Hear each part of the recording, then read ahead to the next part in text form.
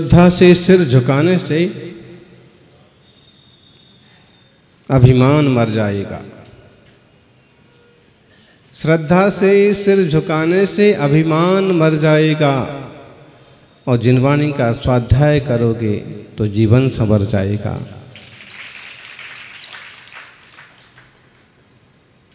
जिनवाणी का स्वाध्याय, प्रवचन सार का स्वाध्याय करेंगे तो जीवन संवर जाएगा। सौभाग्य से मिलते हैं शास्त्र का श्रवण और वह मूलाचार्यों की मूल भाषा सुनने का अवसर तो विरले जीवों को उपलब्ध होता है, क्योंकि प्राकृत जैसी भाषाएं जानने वाले भी कम हैं, बोलने वाले और कम हैं, और ठीक ढंग से समझा पाएं ऐसे लोगों के तो दर्शन दुर्लभ है। और ऐसे में हमें आचार्य कुंद कुंद स्वामी के प्रवचन सार जैसे शास्त्रों का श्रवण करने का अवसर मिले, जीवन का सौभाग्य है। महावीर स्वामी की मूल वाणी, श्रुत केवली भद्रबाहु स्वामी की मूल वाणी, कहिए सीमंधर स्वामी की वाणी उन्होंने शास्त्र में संग्रहित की। इसलिए उन्होंने कहा ना, ऐसा वीर भगवान का शासन है, ऐसा वीर भगवान का उपदेश है। अब उपदेश तो बता दिया कि वस्तु व्यवस्था क्या है, मार्गदर्शन कर दिया कि स्थिति क्या है, स्वीकार करो और ना स्वीकार करो, ये तुम्हारे ऊपर है। बता दिया, सद्दब्बम सच्चा गुणो सच्चे वय पज्जोत्ति वित्थारो जो खलु तस् अभावो सो तद्भावो अतद्भावो। मतलब सत द्रव्य, सत गुण और सत पर्याय, इस प्रकार सत्ता गुण का विस्तार है, सभी सत रूप हैं। इनमें जो उसका अभाव, उस रूप होने का अभाव, वह तद अभाव है, माने अतद भाव है। जो सत्ता है सो सत्ता है, जो गुण है सो गुण है, जो पर्याय है सो पर्याय है। एक दूसरे रूप नहीं है, एक होते हुए भी एक साथ होते हुए भी एक रूप नहीं है। ये वीर शासन है। वीर शासन में बताया है। और फिर कह रहे हैं, जम दब्बम तम न गुणो जो भी गुणो सोना तच मत्था दो ऐसो ही अतभावो नेव अभावो तिनिदिठो। ये कह रहे हैं कि जम दब्बम तम न गुणो, जो द्रव्य है वह गुण नहीं है, जो गुण है वह द्रव्य नहीं है, यह अतद्भाव है। सर्वथा अभाव अतद्भाव नहीं है। निदिठो, ऐसा जिनेंद्र भगवान ने कहा है। बहुत महत्वपूर्ण बात चल रही है, क्योंकि आजकल दर्शन की बात करने वाले लोग बहुत कम हो गए।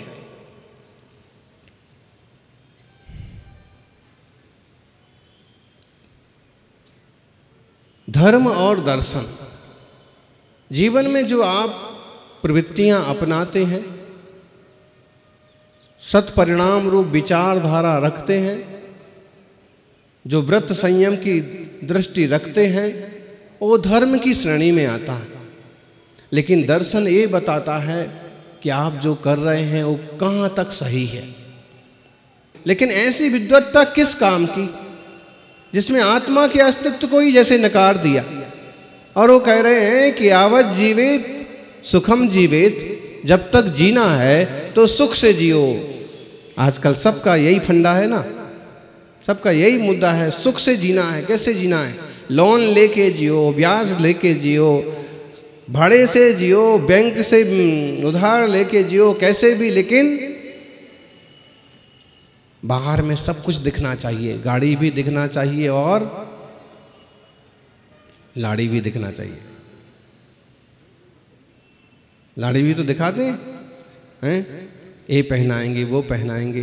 कह रहे आजकल पहनाना नहीं पड़ता, आजकल तो वो अपने पति को पहना देते। कैसे पहनते हो? ऐसे पहनो। देखो आजकल कैसा पहनावे का ज़माना है, ऐसे पहना जाता है, ऐसे चला जाता है। चूँकि जागृति आई है वो ठीक है, लेकिन बहुत ज़्यादा फैशन परस्ती भी अच्छी नहीं होती है। तो अभी यही तो चल रहा, यावत जीवेत सुखम जीवेत, जब तक जीना है बोले सुख से जियो। ऋण कृत्वा घृतम प्रवेत, ऋण लेकर के भी, उधार लेके भी, कर्ज लेके भी क्या करो? घी पियो। घी पीना अच्छा माना जाता है शक्ति के लिए। आजकल तो असली घी के दर्शन भी दुर्लभ हो गए, असली दूध भी मुश्किल हो गया। और जो पैकेट बंद दूध पह रहे हो ना, वो जहर है एक तरह से। शरीर के लिए लाभदायक कम, नुकसानदायक ज़्यादा है, क्योंकि उसको पहले तो बड़े टेम्परेचर पर गर्म किया जाता है, फिर उसको एकदम ठंडा किया जाता है। और अगर गर्म नहीं भी किया जाता है तो उसको जो शीत ठंडा ठंडा किया जाता है ना, वो भी बॉडी के लिए नुकसानदायक होता है। श्रावकों को, गृहस्थों को धारोष्ण, औषध शास्त्रों में, आयुर्वेद के शास्त्रों में इस दूध को सबसे अच्छा दूध कहा। कौन सा? धारोष्ण। धारोष्ण का मतलब गाय के स्तन से, गाय के थन से जैसे ही धार निकली और वो निकला हुआ जो गरम गरम दूध है,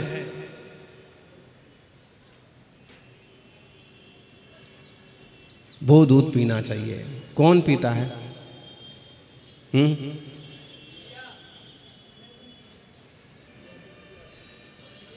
किस किस ने पिया? बोलो। धारोष्ण दूध। आपने भैंस का दूध पिया होगा, तो बिना देखे कोई भी बता देगा।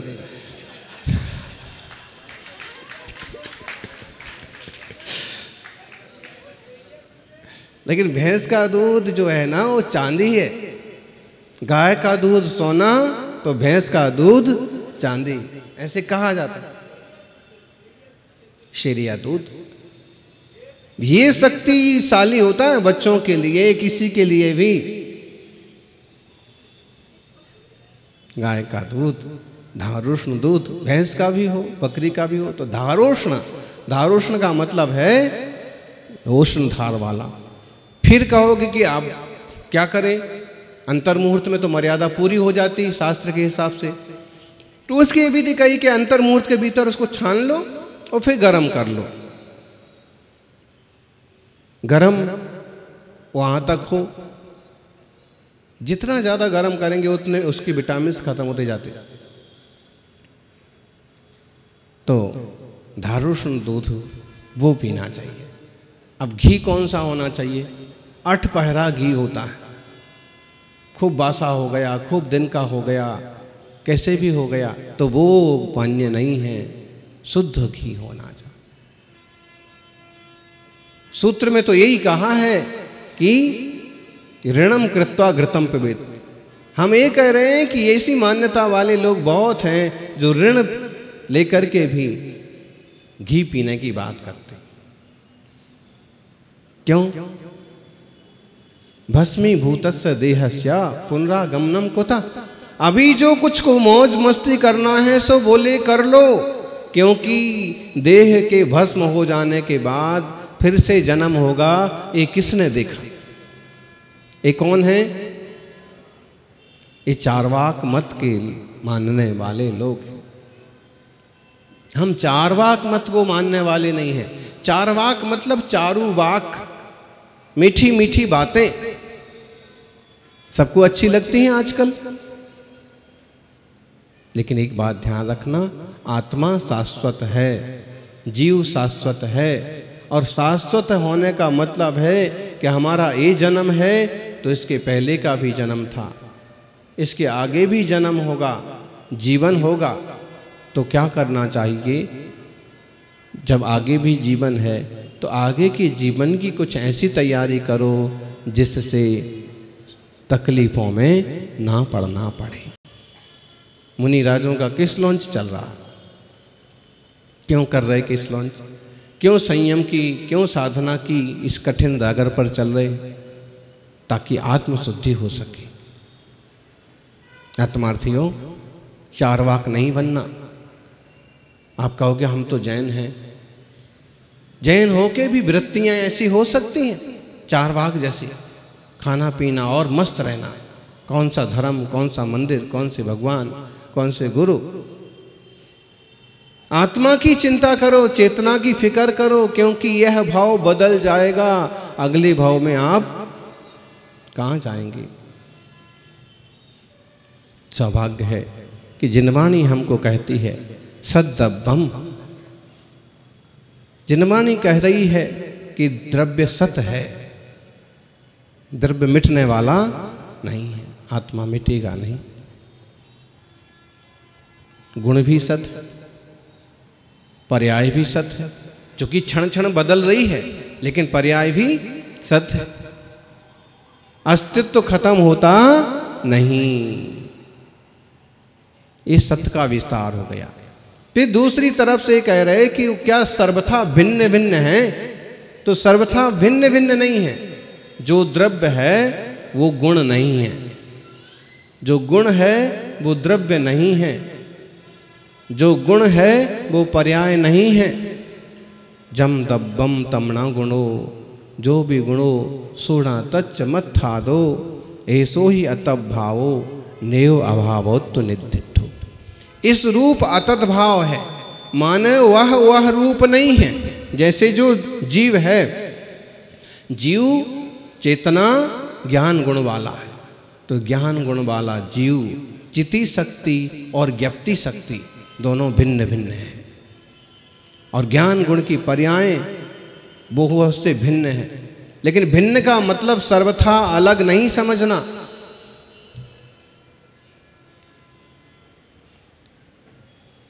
सर्वथा भिन्न नहीं, सर्वथा अलग नहीं है, अपितु जो द्रव्य है वो गुण नहीं है, जो गुण है वो पर्याय नहीं है, जो पर्याय है वो तो नैयायिकों की तरह, वैशेषिकों की तरह सर्वथा भिन्न नहीं। अपितु कहने का मतलब यह है कि एक ही द्रव्य में उत्पाद व्यय ध्रुवता है, एक ही द्रव्य में गुण पर्याय हैं।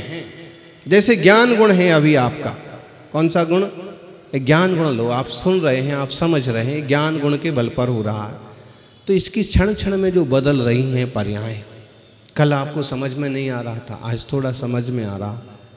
ज्ञान गुण की बदलती हुई पर्याय। हमारी आत्मा, हमारी चेतना वो ज्ञान दर्शन आदि गुणों से परिपूर्ण है। देह और जीव दो भिन्न चीजें हैं, दो भिन्न द्रव्य हैं। मुनियों की कठिन साधना का आधार यह है कि वे देह को आत्मा नहीं मानते। शरीर को जैसे आप अपना कपड़ा बदल लेते हैं, कपड़े कौन कौन बदलते हैं? कितने बार बदलते हैं? कोई दिन में 4 बार भी कपड़े बदलते होंगे। लेकिन एक आध इंसान ऐसा भी मिल सकता है आपको जयपुर में कि कभी पुराने कपड़े पहनता ही नहीं है, मतलब हर रोज नए कपड़े पहनता है। ऐसा इंसान कौन है? कोई है? हाँ, एक सज्जन मिले और कहने लगे कि मैं कभी पुराने कपड़े नहीं पहनता, लेकिन उनने जो कपड़े पहन रखे थे वो एकदम काले पड़ गए थे, फट गए थे। उनसे कहा, कह रहे हो कि कभी पुराने नहीं पहनते हो? तो उसने कहा है कि जब तक कपड़ा धुले नहीं तब तक नया ही रहता है। ये शर्ट मैं 4 साल से पहन रहा हूं, आज तक धोई नहीं। तो ऐसे नए कपड़े वालों की बात नहीं हो रही। यदि तुमने टी-शर्ट पहन रखा है, ये भी नया ही होगा। तो नए सा कपड़ा लिया और पुराना निकाल दिया, ऐसा होता है। जैसे नया कपड़ा पहनते हैं और पुराना छोड़ देते हैं, वैसे ही ज्ञानी क्या मानते हैं कि जैसे ये पुराना शरीर छूटता है और नया शरीर प्राप्त होता है। आत्मा खत्म नहीं होती है, चेतना मरती नहीं है।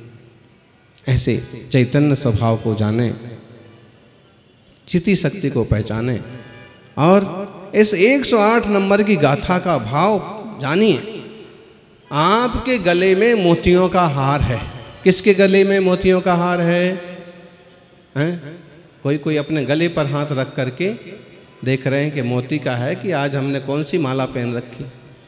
कोई लोग होते हैं कि जिनके पास एक ही चैन होगी, और कोई होते हैं कि 10 तरह की चैन भी हो सकती है, मोतियों वाली अलग होगी। तो बताइए किसके पास 10 तरह की चैन है? सोने वाली, 1 लड़ वाली, 2 लड़ वाली। जिसके पास जितनी ज्यादा चैन वो उतना ज्यादा ऐसा। कोई कोई मिल जाएगा कि बेचैन नहीं होगा। ठीक है, अब एक बात समझ लीजिए कि जैसे मोतियों वाला हार पहन रखा है, तो मोतियों के अंदर का धागा, हार की सफेदी, मोती क्या हो गया? एक द्रव्य हो गया। मोतियों की सफेदी क्या हो गई? गुण हो गई। मोतियों का जो सफेदी का परिवर्तन क्या हो गया? पर्याय हो गई। लेकिन एक धागे से वो एक साथ ही तो जुड़े हुए हैं। इसका मतलब है द्रव्य, गुण, पर्याय अतद्भाव होते हुए भी सर्वथा भिन्न रूप नहीं। जो सफेदी है मोती की, वो गुण, वो धागा नहीं है। जो धागा है वो मोती नहीं है, लेकिन फिर भी वो सभी मिलके एक ही तो है ना। ऐसे ही हमारी आत्मा के ज्ञान आदि गुण हैं, वो सर्वथा भिन्न नहीं है। हमारी आत्मा के गुण बिखर नहीं जाने वाले हैं। इसलिए चार्वाक नहीं बन जाइए, सच्चे धर्मात्मा बनिए और स्वरूप को समझते हुए आत्मशुद्धि का उपाय कीजिए, आत्मकल्याण का पुरुषार्थ कीजिए। ऐसा ना होगा पुनरागमनम कुता, कर्ज लेकर के भी घी पियो। बोले मर गए तो बाद में जन्म होगा, किसने देखा? मरने के बाद थोड़ी किसी का कर्ज चुकाना है, इसलिए खाओ पियो। और ऐसा भोलापन बहुत बड़ी मूढ़ता है। आत्मार्थियों, आत्मा शाश्वत द्रव्य है, चेतना चिन्मय ज्ञान घन है। अपने इस ज्ञान स्वभाव की दृष्टि करना।